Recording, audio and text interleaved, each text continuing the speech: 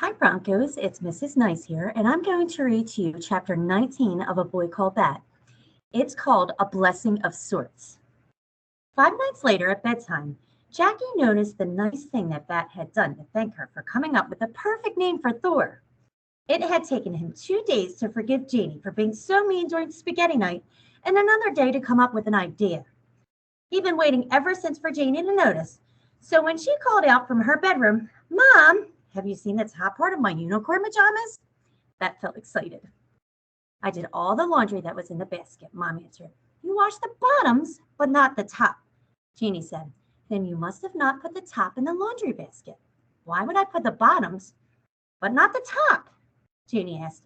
"Why would I wash just the bottoms if the top was in the basket too?" Mom asked back. Then it was time for Bat to reveal the nice thing. "I know where your unicorn pajama top is," he said. "You do?" said Mom and Janie together. "Yes," Bat said. "I took it out of the dirty laundry basket." "Why would you do that?" Mom asked. "Because if I waited until after you washed it, then Thor wouldn't recognize Janie's scent."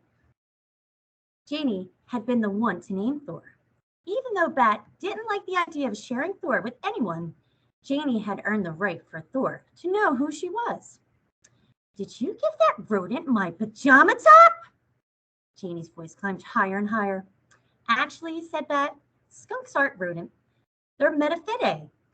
People used to think that they belonged in the same family as weasels, ferrets, and badgers. But this scientist named Dr. Jerry Drago figured out that it doesn't matter, Bat," Janie said, interrupting him. "Go get my pajama top right now." "But it does matter," said Bat. Janie was not interested in hearing the difference between metaphidae and mustelidae. She refused to listen to anything until after Bat had gone to Thor's enclosure and retrieved the unicorn pajama top from the pile where Thor slept. And when he tried to hand it to her, she wouldn't even take it.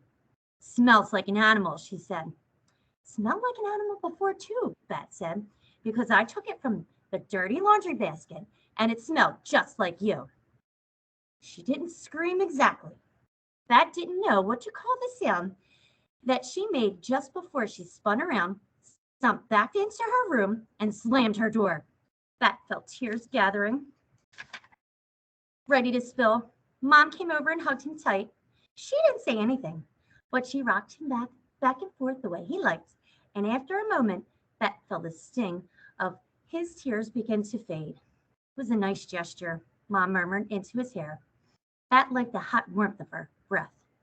"Bat skunks are easier than sisters," Bat said. "That may be true," Mom answered, "but there are lots of baby skunks in the world, and you only have one sister."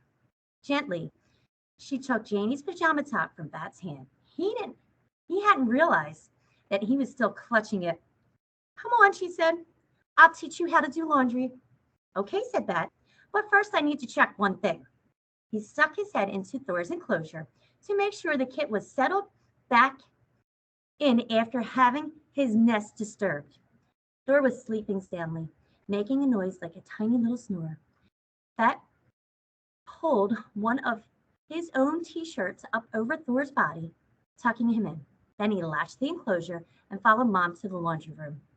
"Maybe if we use extra fabric softener," he said, and make the pajama top softer than it's ever been, then maybe Janie won't be so mad." "I think that's a very good idea," Mom said. "And you can pour it in." I hope you enjoyed chapter 19. Have a great day, Broncos.